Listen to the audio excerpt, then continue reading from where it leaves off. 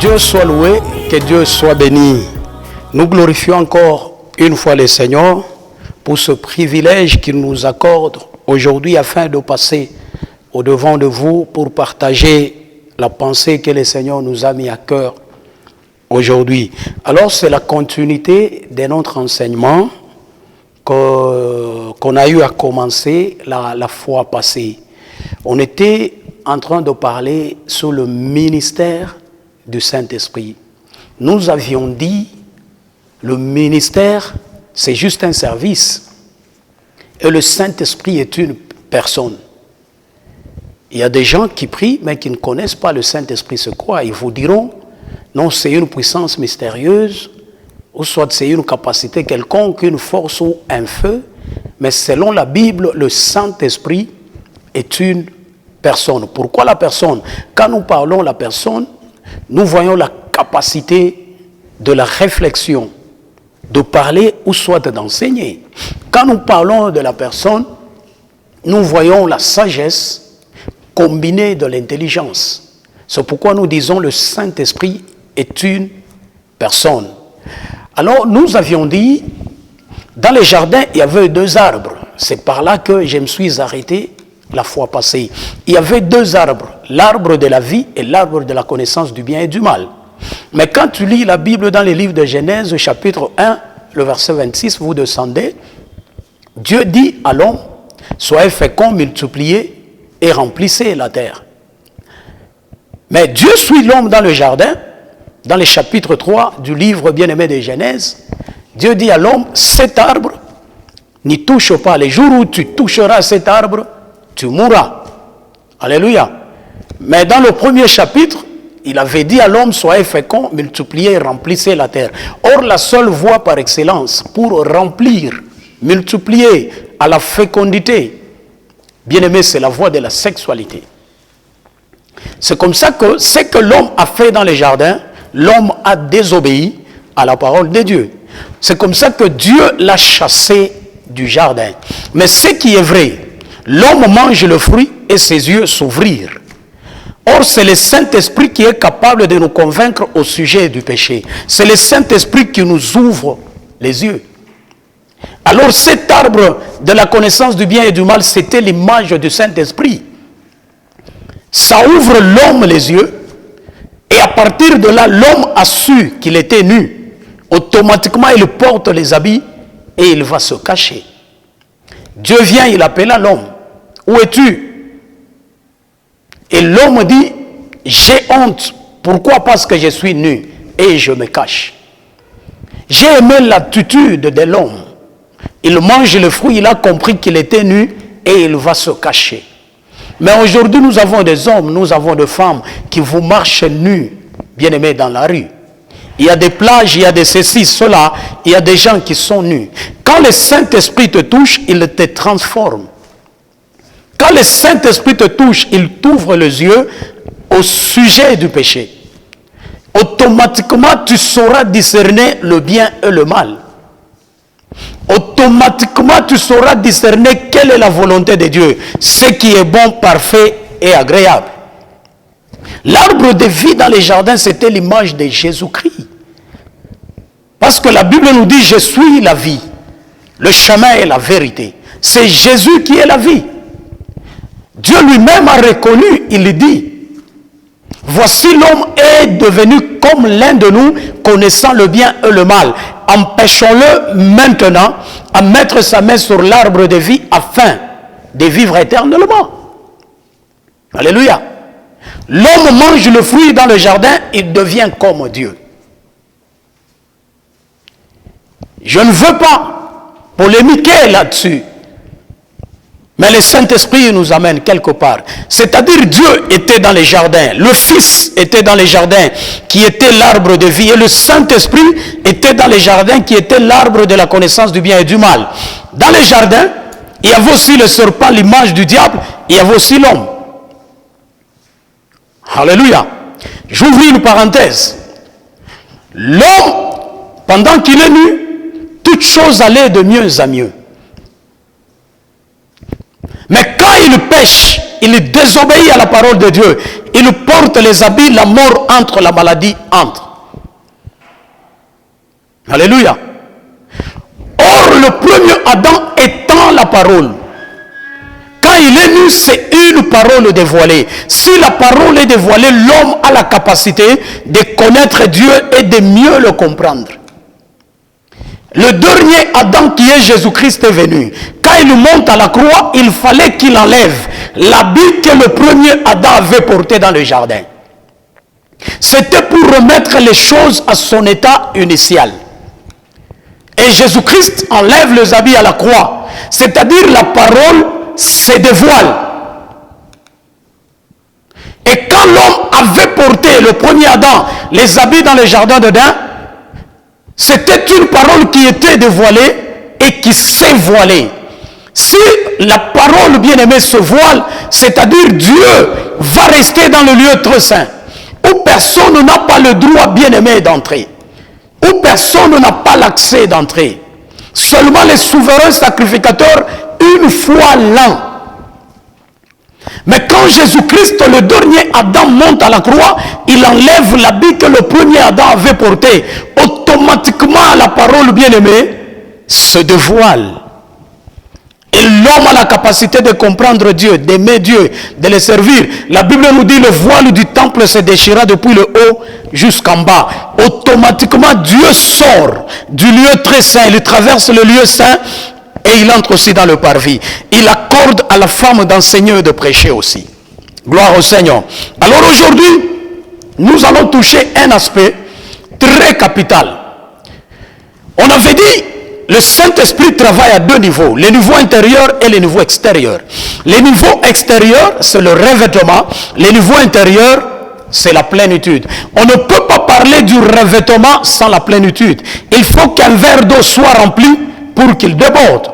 Là où David a dit dans Psaume 23, le verset 5, « Tu induis ma tête et ma coupe déborde. » Si la coupe déborde, c'est là que, bien aimé, vous verrez Pierre en train de marcher. Il n'a pas besoin de toucher, il n'a pas besoin de crier dans la prière, mais l'ombre seulement produit le miracle. Un malade qui traverse son ombre, il reçoit sa guérison. Alléluia. Mais le niveau intérieur, c'est le niveau qui compte. Nous avions dit, qu'est-ce qui fait que l'homme soit rempli dans le niveau intérieur? La Bible nous dit ceci. C'est par la connaissance de l'amour de Jésus-Christ que l'homme est rempli de toute la plénitude de Dieu. Donc si tu as la connaissance sur l'amour de Jésus-Christ et tu prends cet amour, tu le mets en pratique, c'est ce qui te remplira. Et quand tu deviens rempli, bien aimé, ça doit déborder. Et automatiquement, nous voyons le revêtement qui opère le miracle, le prodige. Alléluia. Mais le niveau intérieur, nous voyons la pensée. C'est pourquoi aujourd'hui, nous allons prendre une partie seulement de la pensée et la reste là de partie, le reste plutôt d'une autre partie, nous allons voir ça après. Alléluia. Alors, nous parlons d'une pensée renouvelée. Dès que vous acceptez Jésus-Christ comme Seigneur et Sauveur de votre vie, automatiquement votre esprit renaît. La vie de Dieu se répand en vous et votre être spirituel reçoit la vie éternelle. Et ce renouvellement, bien-aimé, doit se passer également au même moment que votre bien-aimé vit naît de nouveau. Que votre esprit plutôt naît de nouveau. Alléluia. Je reprends. Donc ce renouvellement doit se passer, se produire également au même moment, bien-aimé, que votre esprit naît de nouveau. Et c'est un processus. Dieu ne peut pas travailler en dehors de tes pensées. Dieu ne peut pas travailler en dehors de ta mentalité. Parce que Dieu, c'est la parole. Or, la parole, c'est une pensée vêtue de vocabulaire. Quand vous lisez les livres de Jean 1, chapitre 1, vous descendez. La Bible nous dit au commencement était la parole était avec Dieu. Et la parole était Dieu. Toutes choses ont été faites par elle, rien de ce qui a été fait n'a été fait sans elle. Dieu, c'est la parole. La parole, c'est une pensée vêtue de vocabulaire. Dieu se servira de tes pensées pour te bénir, pour te parler et pour te rencontrer. La pensée, c'est un terrain très glissant. Si tu joues de tes pensées, le diable se jouera de toi. Alléluia. Si tu veux devenir ou voir le remas divin, si tu veux voir le remas divin et le mettre en pratique, en permettant à la puissance créatrice de la parole de Dieu de garder toute sa vitalité, tu dois renouveler ta pensée. Dieu a besoin d'une pensée renouvelée. Romains 12, 1 à 2. Offrez vos corps comme un sacrifice, vivant, saint, agréable, ce qui sera de votre part un culte raisonnable.